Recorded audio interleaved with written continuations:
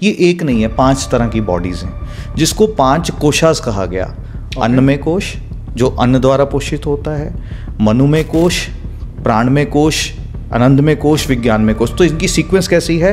अन्नमय कोश, प्राणमय कोश, मनोमय कोश, विज्ञानमय कोश और आनंदमय कोश। एक्सीडेंट होने के बाद उन्हें कुछ ऐसी चीज़ें सुनाई देना शुरू हो गई जो हज़ारों मील दूर घटित हो रही थी। ऐसी विजुअल्स बनने शुरू हो गए जो उन्होंने कभी देखे नहीं थे, बट उनकी आंख के अंदर वो फोटोग्राफ के माध्यम से कैप्चर भी किए गए। तो वो ऊर्जाएं कहाँ बोल रही थी? एनर्जीज के रूप में उनके अंदर बोल रही थी। तो जो कुंडलिनी की ऊर्जा है, एक तो एक्सीडेंटली जागृत होती है, एक वो ऊर्जा जो आपका कोई ऐसा गुरु जिनकी ऑलरेडी कुंडलिनी जागृत है, वो अगर आपकी स्पाइन को टच भी कर दे तो भी कुंडलिनी की ऊर्जा जागृत होती है। आपकी पास्ट लाइफ से चेतना उठ करके कुंडल मारे हुए कहाँ रिजाइड करती है? वो रिजाइड करती है मूलाधार चक्र पे। जब मैं पूछता हूँ तो लोग कहते हैं कि जाने अनजाने में हमने मैनिफेस्ट कर दिया। मेरे साथ कई ऐसे पढ़ाते हुए भी कई चीज़ें ऐसे लोगों ने शेयर की, यहाँ तक कि एक बच्ची जिन्होंने अपने ही हस्बैंड का एक्सीडेंट मैनिफेस्ट कर दिया और एक्सीडेंट हो गया। फिर से स्वागत है आपका हमारे चैनल। बहुत बहुत धन्यवाद परम जी। आप भी ये बोलोगे कि यार बहुत बातें करता है, बहुत बातें निकलवाता है, नहीं?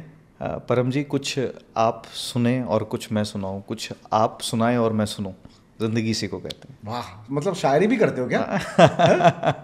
जी बढ़िया सर। मैं ऑडियंस को ही बता दूं कि सर से मैं अभी कुछ कैमरे के पीछे बैठ के बातें कर रहा था, तो मुझे पता लगा कि नहीं, ये वाली चीज़ें भी तो पता लगनी चाहिए, जिसके बारे में अभी हम बात करेंगे। तो अभी ध्यान से सुनना। अभी हम बात कर रहे थे सनातन, द वे ऑफ हीलिंग। तो इसके बारे में थोड़ा सा एक्सप्लेन करो। जी हाँ परम जी, हीलिंग की बहुत सारी मॉडलिटीज़ के बारे में आपने सुना होगा। कभी आपने रेकी का नाम सुना होगा, कभी प्राणिक हीलिंग का, कभी थीटा हीलिंग का। मेरी जितनी यात्रा ऑकल्ट साइंसेज में रही है और जितना मैं एक ह्यूमन माइंड को समझ पाया हूँ, एक चीज़, एक सूत्र जो है ना मेरे पकड़ में आ गया। वो सूत्र ये है कि अगर हमने इस माइंड को ट्यून करने में कामयाबी हासिल कर ली ना, तो हम किसी की लाइफ में कुछ भी मैनिफेस्ट करवा सकते हैं। और अपनी परंपरा के साथ जुड़ करके जब हम कोई बात करते हैं, वो चीज़ हमें सबसे ज़्यादा जल्दी क्लिक करती है। क्यों? क्योंकि हम जन्मे ही उसी ऑरा के अंदर हैं, हमारी अपब्रिंगिंग पूरी उस ऑरा के अंदर हुई है। तो हमें आज गायत्री मंत्र क्या है, हमें कोई इंट्रोडक्शन की ज़रूरत नहीं। महामृत्युंजय मंत्र क्या है, हमें किसी इंट्रोडक्शन की ज़रूरत नहीं।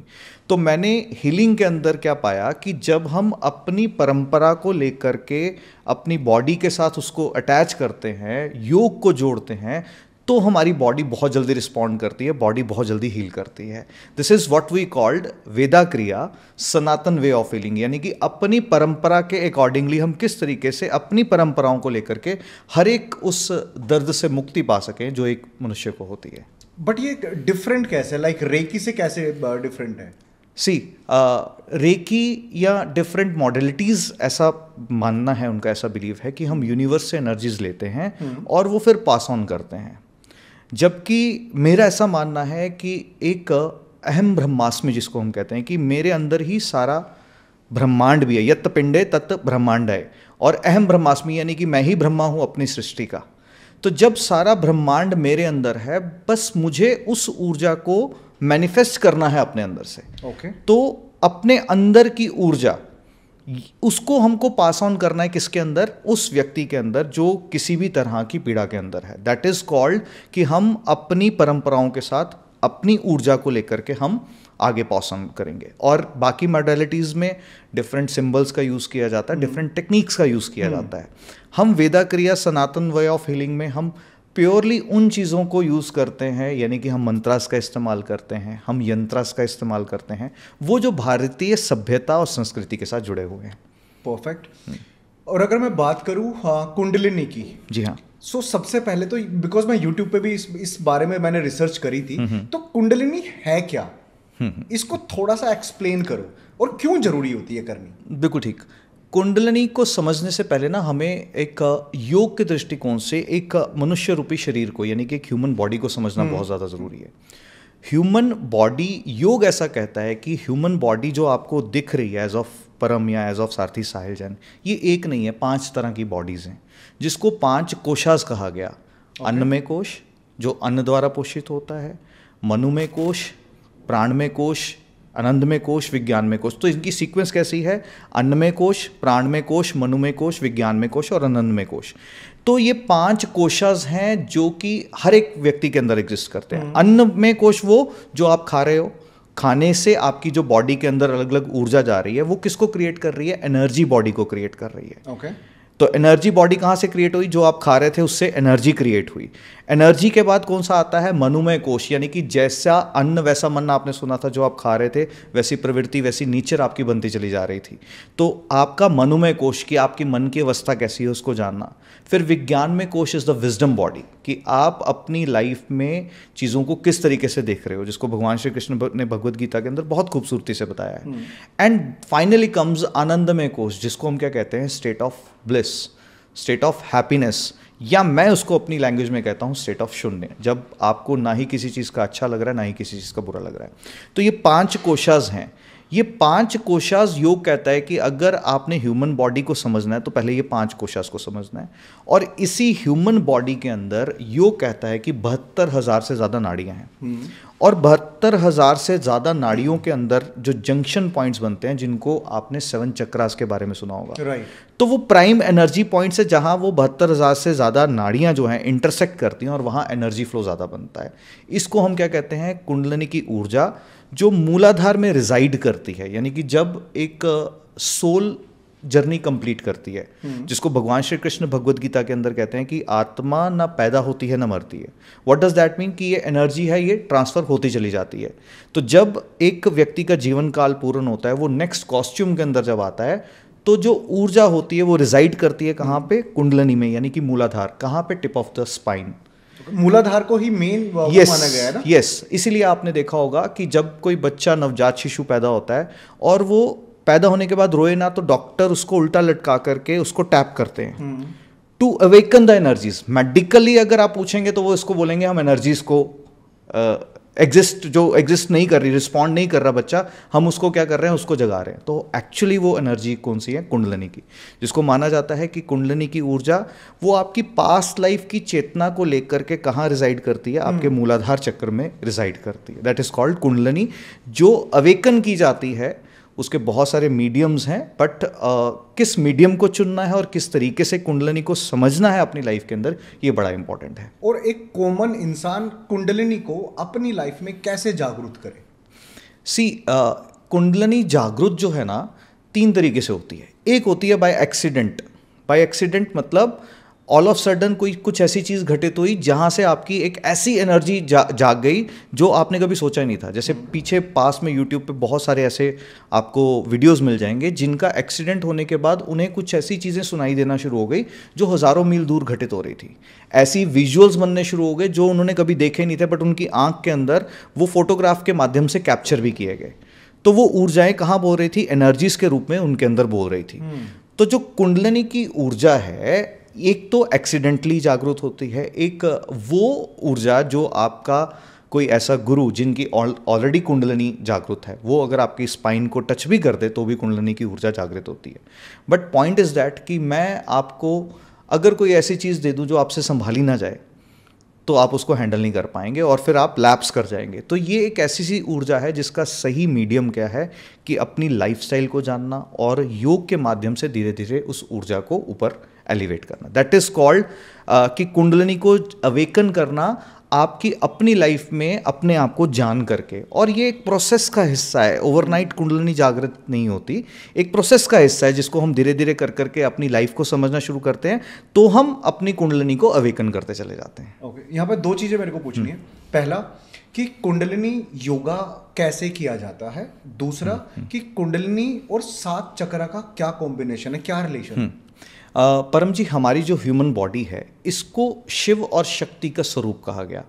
हमारी जो राइट साइड है ना ह्यूमन बॉडी की, ये शिव की शक्ति को बताती है, यानी कि मैस्कुलाइन एनर्जीज को बताती है, पुरुषों के अंदर भी और महिलाओं के अंदर भी। और जो लेफ्ट साइड है ये फेमिनाइन एनर्जीज को बताती है, दोनों पुरुषों के अंदर भी और महिलाओं के अंदर भी। तो यानी कि हमारा जो बॉडी है ये 2 हिस्सों में जुड़ी हुई है, एक में शिव की शक्ति है और दूसरी तरफ माँ शक्ति की शक्ति है। तो हम क्या कहते हैं, जैसे जो आपने देखा होगा अर्धनारीश्वर स्वरूप। हाँ, अर्धनारीश्वर स्वरूप हमारे अंदर ही है। प्रॉब्लम में आजकल ये हो गई है कि हमने भगवान को अपने से दूर करके ना सिर्फ मंदिर में जाकर के ढूंढने की कोशिश की, अपने अंदर उस ईश्वर को ढूंढने की कोशिश नहीं की। शिव की शक्ति हमसे हर वो काम करवाती है, पुरुषार्थ की शक्ति है। आज आप इतनी मेहनत करके अपना काम जो है करते हैं, मैं भी मेहनत कर रहा हूँ, दैट इज़ द शक्ति ऑफ शिवा जो हमारे अंदर रिजाइड करती है। और माँ की शक्ति कौन सी है? वो शक्ति जो समर्पण का भाव लेकर के आती है। कोई बात नहीं, मैंने मेहनत की, सफल हुआ ठीक है, नहीं हुआ तो भी ठीक है। तो शिव और शक्ति क्या बताते हैं? पुरुष और प्रकृति बताते हैं, यानी कि मेरा हार्डवर्क इज शिवा, और जो आउटकम निकल के आ रहा है अच्छा बुरा, जो वो किसको बता रहा है? वो माँ को बता रहा है। तो ये दोनों शक्तियाँ हमारे अंदर रिसाइड करती हैं। अब ये दोनों शक्तियाँ आकर के इंटरसेक्ट करती हैं, जिसको आपने थर्ड आई के बारे में सुना होगा। ये इस स्पॉट पे आकर के हमारी जो राइट साइड है बॉडी की, वो लेफ्ट ब्रेन गवर्न करता है, और जो लेफ्ट साइड आकर के वो राइट ब्रेन गवर्न करता है। और ये जो इंटरसेक्टिंग पॉइंट है, जिसको जहाँ पे तिलक लगाने की परंपरा रही है, इसको कहा जाता है थर्ड आई। ये एक ऐसा सा स्थान है जहाँ पर आप उन चीज़ों को देख पाते हैं, उन चीज़ों को एक्सेस कर पाते हैं जो चीज़ें दिख नहीं रही, जिनको शिवा की शक्ति को तीसरे नेत्र के स्वरूप में भी बताया गया।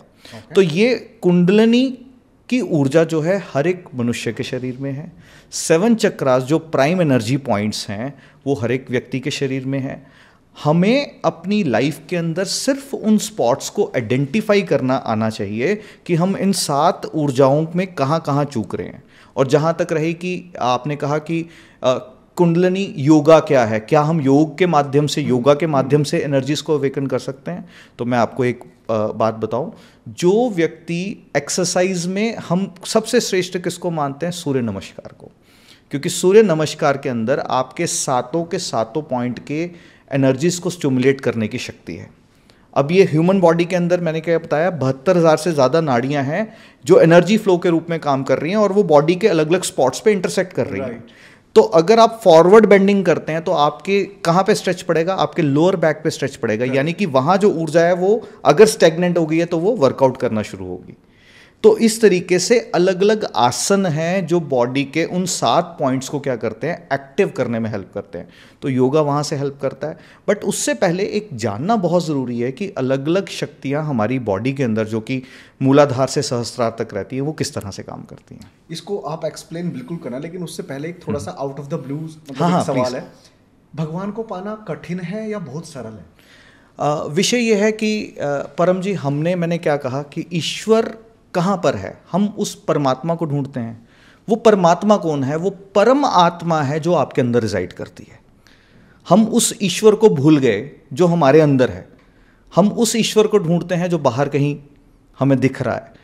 अगर एक शायर ने ना बहुत खूब कहा है, वो कहता है कि जर्रे जर्रे में उसका नूर है, जहाँ खुद में वो ना तुझसे दूर है।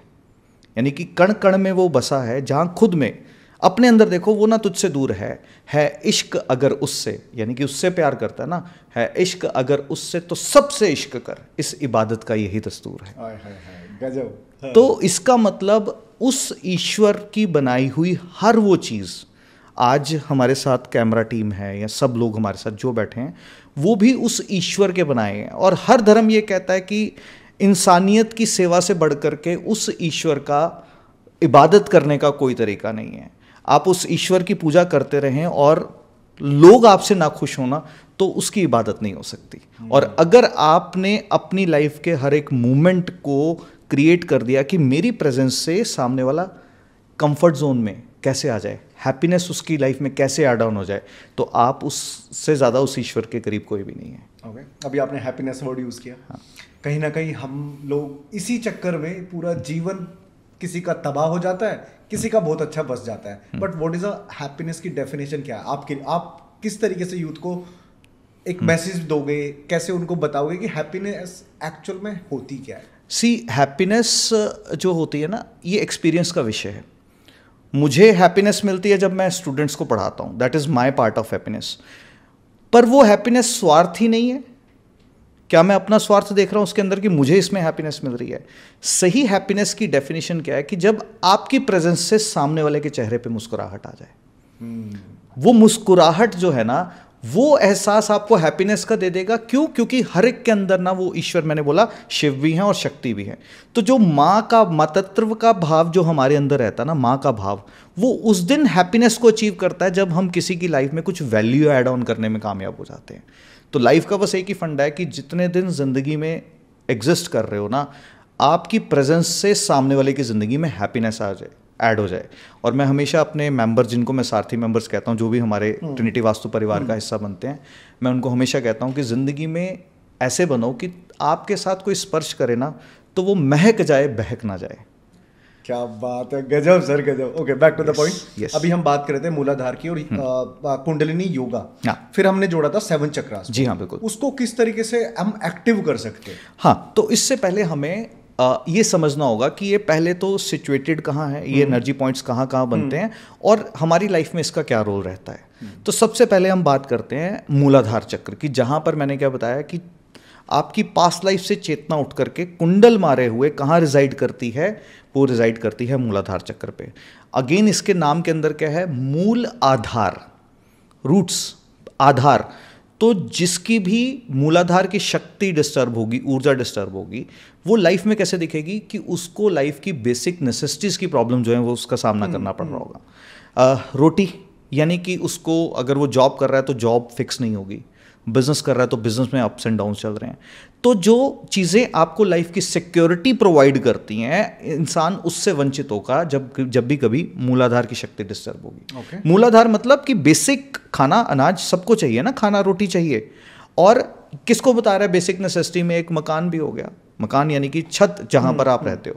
तो रोटी, कपड़ा, मकान, सरल भाषा में अगर कहूँ, इसको एक्सप्लेन करने में रोटी का अर्थ वास्तविकता में अनाज ही है। कपड़े का अर्थ होता है कॉस्ट्यूम। एक इंसान को सबसे ज़्यादा डर किसका होता है? अपनी इज्जत का। तो इस कॉस्ट्यूम के ऊपर कोई दाग ना लगे, ये एक डर हमेशा इंसान को रहता है। तो जो इससे परे हो जाता है, एक योगी क्या करता है? योगी इससे परे हो जाता है कि मेरे बारे में कोई क्या सोच रहा है। और मकान यानी कि ये शरीर, जो इस परमात्मा ने ये जो शरीर दिया, इसके बारे में जो परमात्मा ने दिया, किसी को हाथ दिए वो हाथों से काम कर रहा है, किसी को नहीं दिए वो कैसे भी करके काम कर रहा है। अभी पीछे आपने एक सचिन तेंदुलकर जी को देखा होगा, उनके साथ एक ऐसा व्यक्ति, वो आई थिंक हिमाचल की वीडियो थी जब वो गए हुए थे, कश्मीर के हैं वो, श्रीनगर के। तो वो बैटिंग कर रहे हैं, कहाँ से कर रहे हैं, और उनके मूलाधार किस तरीके से मजबूत है कि उन्होंने इस चीज की वरी नहीं की कि मेरे पास क्या है क्या नहीं है। जो है उस पर प्ले कर जाना, दैट इज मूलाधारा। आपको अपनी ऊपर भरोसा होना, फेयर एंड फोबिया से दूर रहना मूलाधार की शक्ति को जोड़ता है। तो इसका मतलब क्या है कि जब तक हम अपनी बेसिक नेसेसिटीज को सिक्योर ना कर लें, हमें ऐसा लगता है, एक आदमी जब जॉब पक्की हो जाती है ना, तो इंसान को क्या लगता है कि अब मेरे को फैमिली को कोई डर नहीं है, मेरे घर में खाना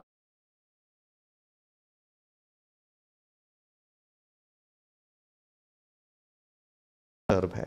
और जहां जहां सिक्योरिटीज आपको मिलती चली जाती हैं कि हाँ घर मिल गया, अच्छे परिवारजन अच्छे हैं, मित्र दोस्त अच्छे हैं, समाज में मान प्रतिष्ठा भी है, तो आपकी मूलाधार की शक्ति जो है वो ठीक रहेगी। और जबकि फैक्ट ये है कि मैक्सिमम जनता मूलाधार की शक्ति से ऊपर बढ़ ही नहीं पाती, क्योंकि आजकल एग्जिस्टेंस की प्रॉब्लम किसको होगी? हर एक व्यक्ति को रोटी कैसे कमानी है वो तक समझ में नहीं आता।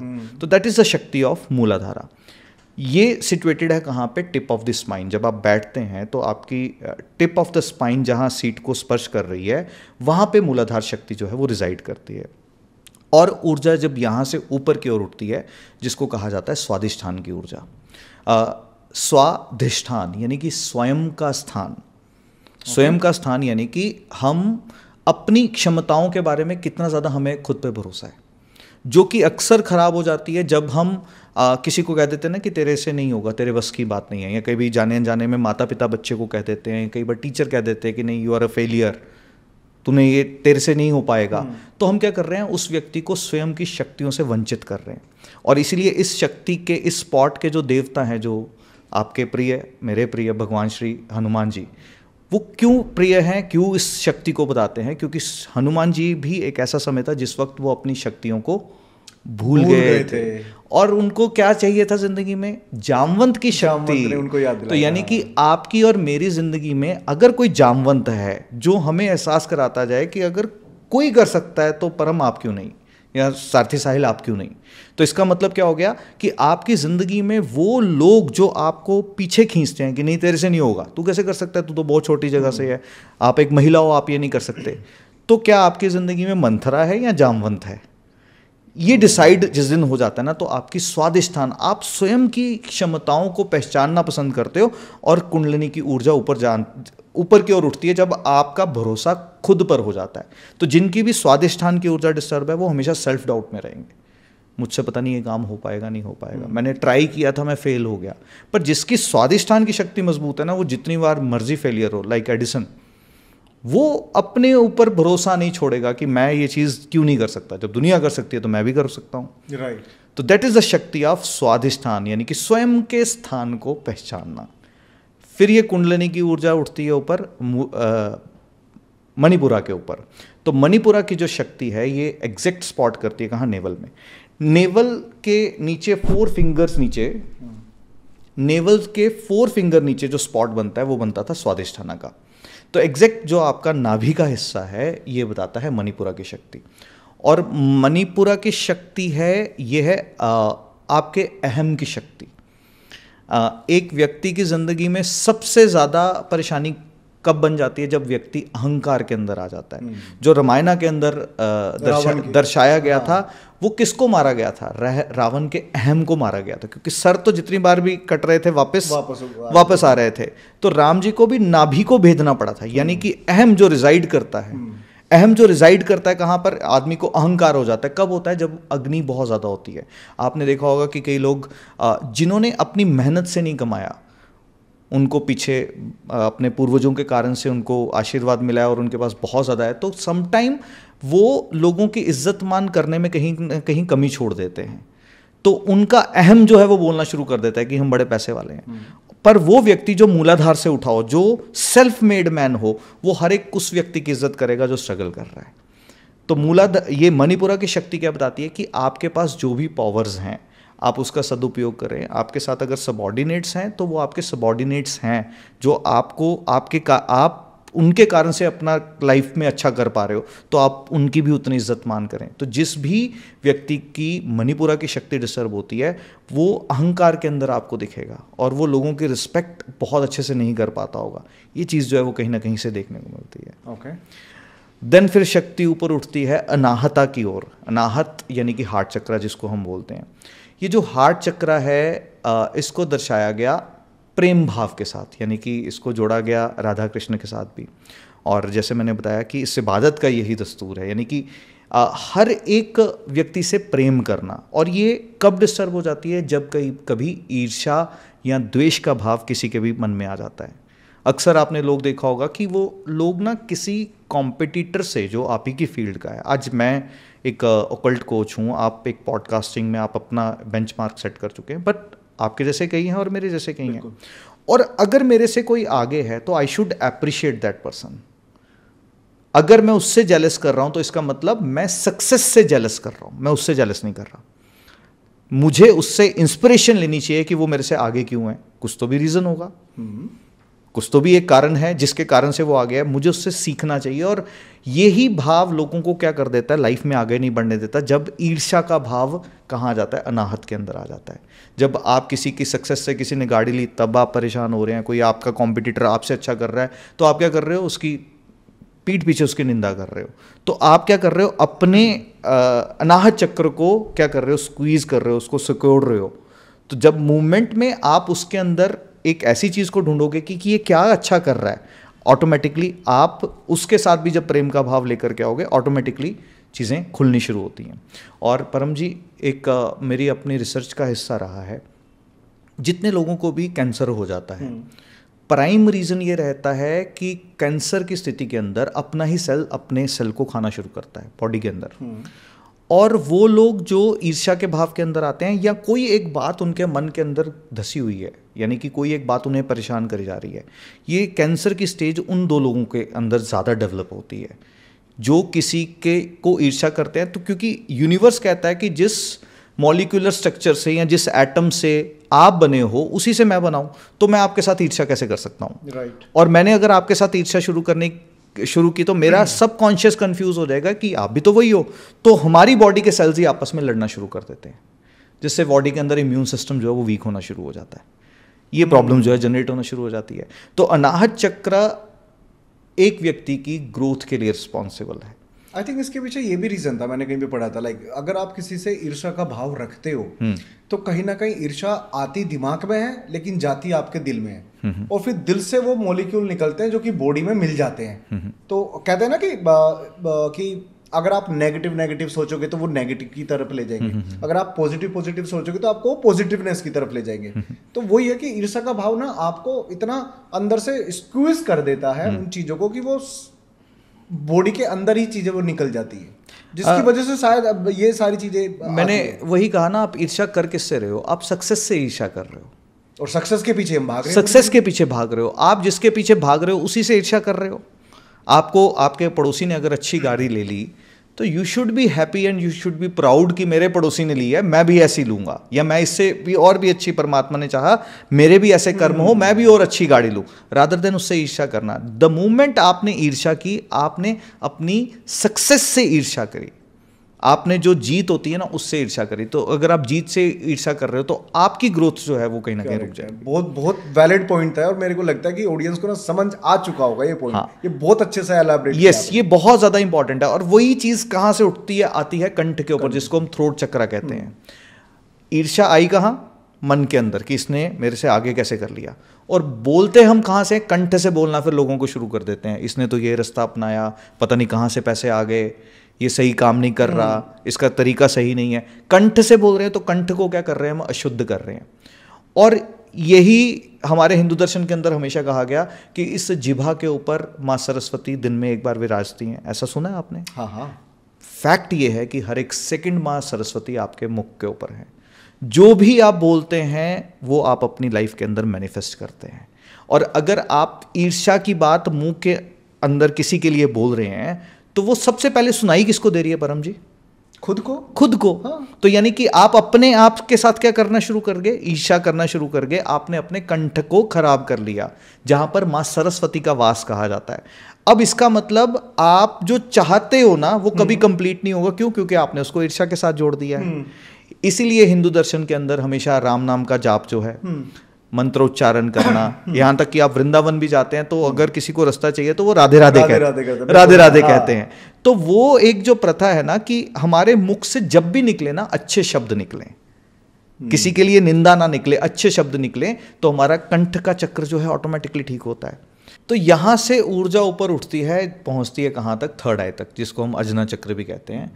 और इसको भगवान श्री कृष्ण भगवद गीता के अंदर बहुत खूबसूरती से अर्जुन को बताते हैं। भगवान श्री कृष्ण कहते हैं कि दो तरह के लोग होते हैं, एक होते हैं अंतर्मुखी, एक होते हैं बहिर्मुखी। एक वो जो आउटकम्स देख रहा है बड़ी छोटी छोटी चीज़ों में, उसको अगर पेड़ दिख रहा है तो वो पेड़ को काट करके फर्नीचर कैसे बनाए उस पर फोकस कर रहा है, बहिर्मुखी। अंतर्मुखी जो होगा वो उस पेड़ के अंदर से ऑक्सीजन को ढूंढेगा। तो यानी कि वो एक लॉन्ग टर्म की बात कर रहा है कि अगर मैंने ये पेड़ काट दिया तो बड़ी ज़्यादा प्रॉब्लम हो जाएगी। तो ये जो थर्ड आई है, थर्ड आई का लोगों ने अर्थ गलत दे दिया कि मुझे एक ऐसी चीज़ दिखनी शुरू हो गई जो और किसी को नहीं दिख सकती।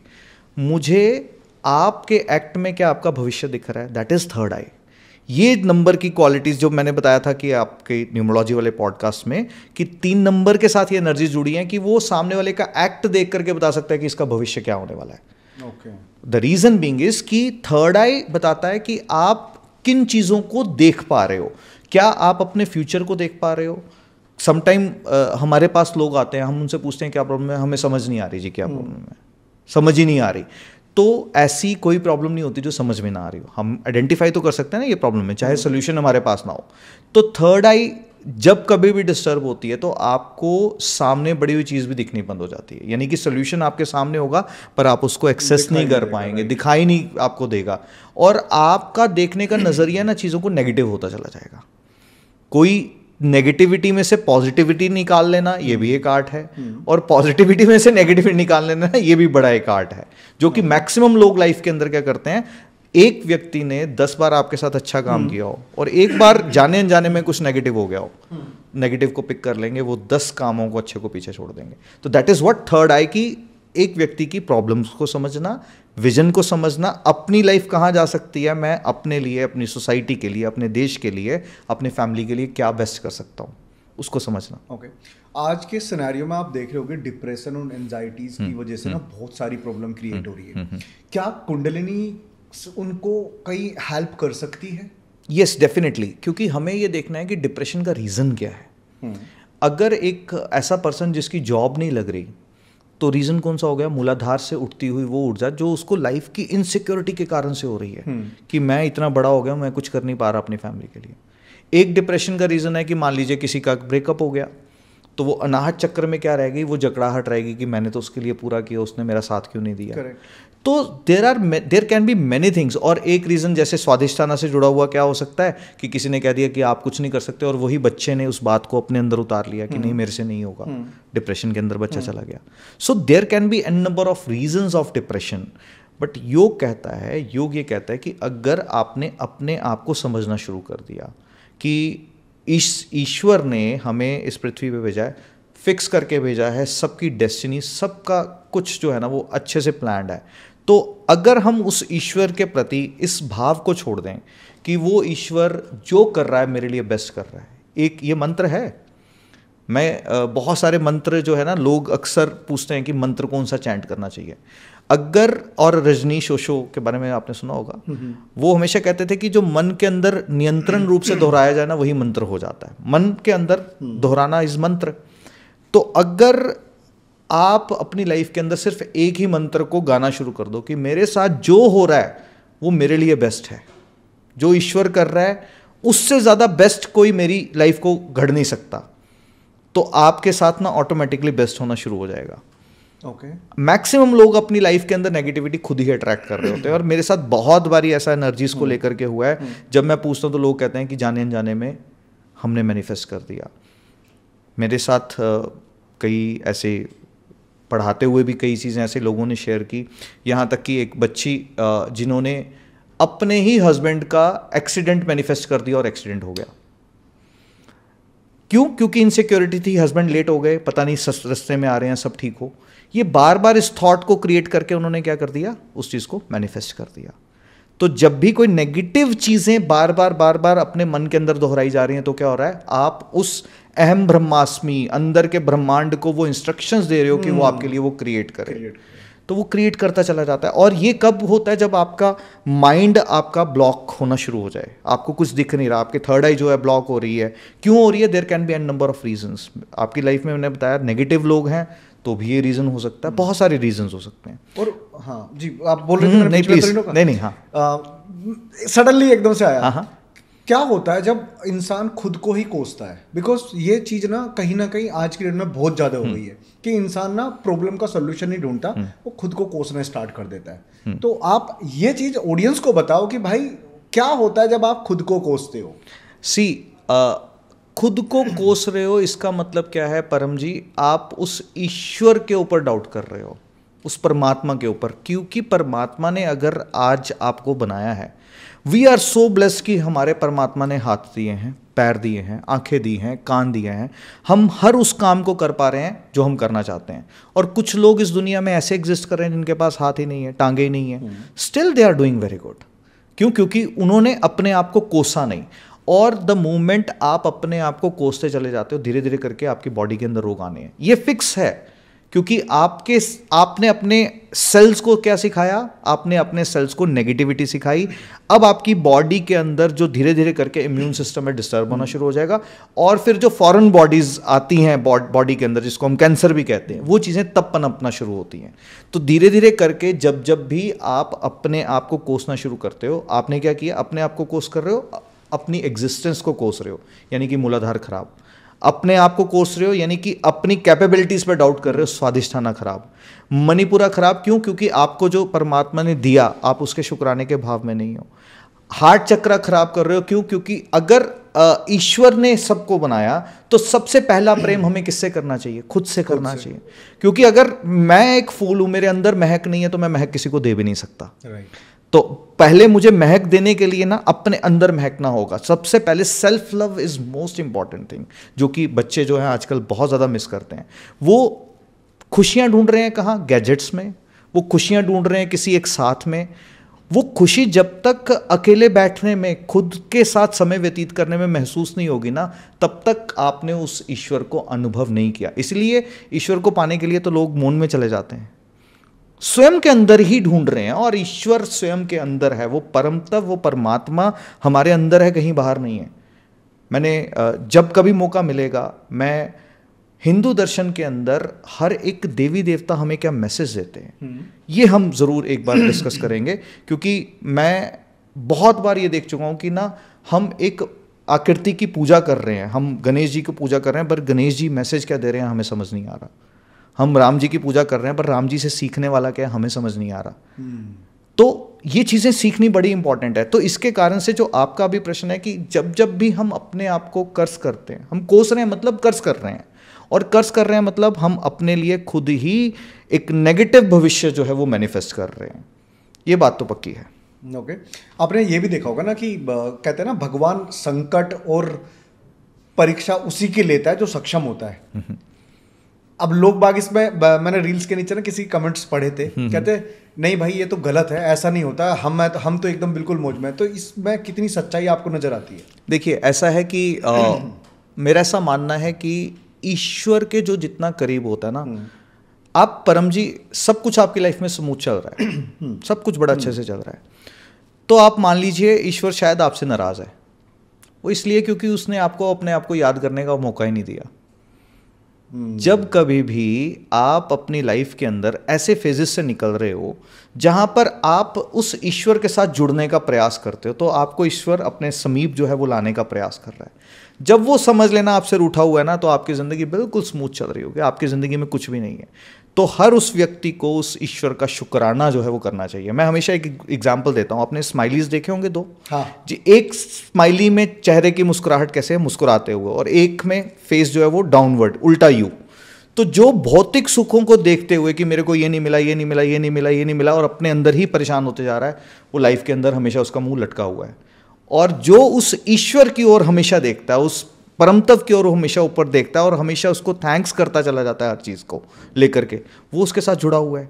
तो इसके लिए हमेशा अगर हमने ईश्वर को पाना है या ईश्वर को समझना है, तो सबसे पहले खुद को समझना है। और ईश्वर, यकीन मानिए, ऐसा इसको मान लेते हैं कि जितना ज़्यादा हमारी अवेयरनेस बढ़ती जा रही है, मैंने क्या बोला, उतना ज़्यादा हम ईश्वर के समीप जा रहे हैं।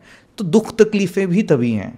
एक जानवर, जब हम कोशास की बात कर रहे थे ना, अन्नमय कोश, प्राणमय कोश, मनोमय कोश, विज्ञानमय कोश और आनंदमय कोश, ये 5 कोश में से 3 कोश जानवरों के भी होते हैं, हमारे भी होते हैं। और हम मनुष्य इतने सौभाग्यशाली हैं कि हमारे पास बुद्धि विवेक परमात्मा ने दिया, और उस बुद्धि, उस विवेक में हम क्या कर रहे हैं, हम सिर्फ और सिर्फ अपने आप को कोसते चले जाते हैं ईश्वर के प्रति कि मेरे साथ ही ऐसा क्यों किया। There are many things life के, ज़िंदगी के अंदर लोगों के बहुत सारी परेशानियाँ हैं, सिर्फ ये है कि हमें दिखती नहीं है, हमें सिर्फ अपना दिखता है। और जबकि हकीकत ये है कि पृथ्वी में हमारी एग्जिस्टेंस ही नाग के बराबर है। सो ईश्वर को शुक्रिया कीजिए कि ईश्वर ने आपको लाइफ को एक्सपीरियंस करने का मौका दिया। हम सांस ले रहे हैं ना इस वक्त परम जी, यही बहुत बड़ी बात है। राइट। यही उस ईश्वर का हमारे ऊपर आशीर्वाद है। वो लोग जो एग्जिस्ट नहीं कर रहे, तो वो उनकी तो जिंदगी कंप्लीट हो चुकी ना। हम सडनली टॉपिक से बात करते करते कहीं तक आ गए, हमारा लास्ट वाला बच गया था। हाँ, जो थर्ड आई, यानी कि जब एक व्यक्ति सही गलत, अच्छे बुरे और दूरदृष्टा हो जाता है, ये सब समझना शुरू हो जाता है, देन कम्स द स्टेट जिसको हम सहस्त्रारा कहते हैं। सहस्त्रारा इस स्टेट को कहा जाता है जहां पर आप शून्य की अवस्था के अंदर चले जाते हो। शून्य की अवस्था कौन सी अवस्था है? वो अवस्था जहां पर ना हैप्पीनेस का भाव है, ना सैडनेस का भाव। इसको शून्य बोलेंगे या बैलेंस बोलेंगे? शून्य, ओके, एब्सोल्युटली जीरो। जीरोनेस का अर्थ जिसको भगवान से शिव के स्वरूप में देखा जाता है। अक्सर स्कूलों के अंदर भी गलत पढ़ाया जा रहा है। डेफिनेशन ऑफ गॉड या उस परमात्मा की क्या दे दी? Generator, operator and destroyer. परमतत्व डिस्ट्रॉयर नहीं है, परमतत्व कंप्लीट करता है। जनरेटर को बोला गया ब्रह्मा, यानी कि जो बना रहे हैं वो ब्रह्मा, जो चला रहे हैं वो विष्णु, और जो खत्म कर रहे हैं वो शिव। खत्म नहीं कर रहे, कंप्लीट कर रहे हैं। इस पॉडकास्ट की शुरुआत हुई ब्रह्मा की शक्ति थी, अभी ये पॉडकास्ट चल रहा है विष्णु की शक्ति, पर ये कंप्लीट नहीं होगा जब तक हम महादेव का जिक्र नहीं करेंगे। तो नेक्स्ट पॉडकास्ट पे कैसे आएंगे?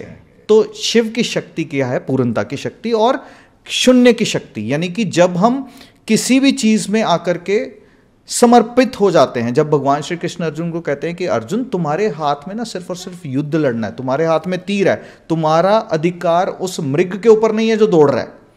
तो जब शून्य की अवस्था, जब कहते हैं कि ना तुम्हारे पास अचीवमेंट की कोई खुशी, ना ही फेलियर का कोई दुख, तो तुमसे कुछ कोई छीन ही नहीं सकता। That is the state of Sahasrara. तो मनुष्य को रूट चक्रा से लेकर यानी कि मूलाधार से सहस्त्रार तक first we need to decode कि क्या आपकी लाइफ के अंदर आपको बेसिक नेसेसिटी से जुड़ी हुई प्रॉब्लम है, that means your मूलाधारा is disturb. क्या आपको सेल्फ डाउट है, क्या आप अपने आप को लेकर के हमेशा डाउट में रहते हो, तो आपका स्वाधिष्ठाना इज डिस्टर्ब। क्या आप अपने अधिकारों का दुरुपयोग करते हो, that means your Manipura is disturb. क्या आप लोगों से प्रेम भाव करने में कहीं चूक जाते हो, इसका मतलब अनाहता इज डिस्टर्ब। क्या आपकी वाणी, आपके वचन के अंदर अच्छे शब्द नहीं निकलते, आपका थ्रोट चक्रा इज डिस्टर्ब्ड।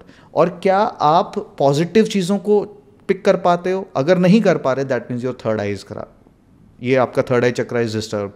और अगर सहस्त्रारा की बात कर रहे हैं, यानी कि जो हुआ एक्सेप्टेंस, जो नहीं हुआ उसकी एक्सेप्टेंस।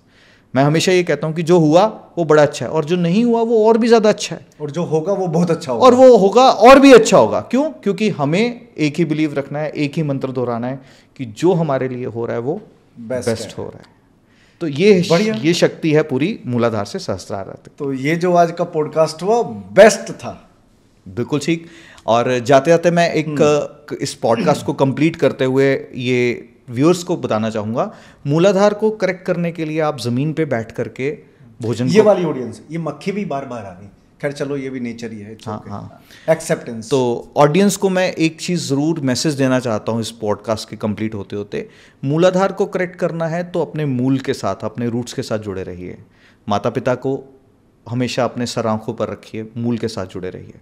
स्वाधिष्ठाना को अगर ठीक रखना है तो सेल्फ डाउट मत क्रिएट कीजिए। मणिपुरा को अगर ठीक रखना है तो जो आपके पास राइट्स हैं उनका कभी दुरुपयोग मत कीजिए। अनाहता को अगर ठीक करना है तो सबसे प्यार कीजिए। विशुद्धि को अगर ठीक करना है तो राम का सिमरन, जिसको भी आप जानते हो उसका सिमरन कीजिए, कभी किसी की निंदा मत कीजिए। थर्ड आई को ठीक करना है तो किसी की लाइफ में पॉजिटिव क्या है उसको पिक करिए, उसकी नेगेटिविटी को छोड़ दीजिए। क्या नेगेटिव है किसी के पास, क्योंकि सबके पास कुछ अच्छा कुछ बुरा है, उसकी पॉजिटिविटी पिक कीजिए। एंड सहस्त्रार को पिक करना है तो मौज में हो जाओ, उस शिव की तरह हो जाओ जो भस्म रमाए बैठे हैं, कोई फर्क नहीं पड़ रहा, जो आएगा देखी जाएगी। वो है ना, मौज लो, रोज लो, ना मिले तो खोज लो। नहीं क्यों मिलेगी, हम नहीं का ऑप्शन ही नहीं छोड़ेंगे। तो खोज लेंगे ना, फिर खोजने की जरूरत ही क्यों? आप पहले मैसेज ही वही दे रहे हो कि नहीं मिलेगी तो खोज लो। चलो ठीक है, हम नहीं के ऑप्शन ही नहीं छोड़ेंगे। डन है सर, डन। तो आई होप आप लोग देखते देखते यहाँ तक आ चुके होंगे, और मुझे लगता है ये वाला पॉडकास्ट मतलब जैसा सर ने बताया बेस्ट है ये, और मैं भी ऐसे ही बोलूँगा बेस्ट है ये। तुमको कैसा लगा? एक नंबर, तो एक नंबर है। चल, thank you so much sir. बहुत बहुत शुक्रिया परम जी, फिर से मिलेंगे। थैंक यू भाई, थैंक यू, धन्यवाद।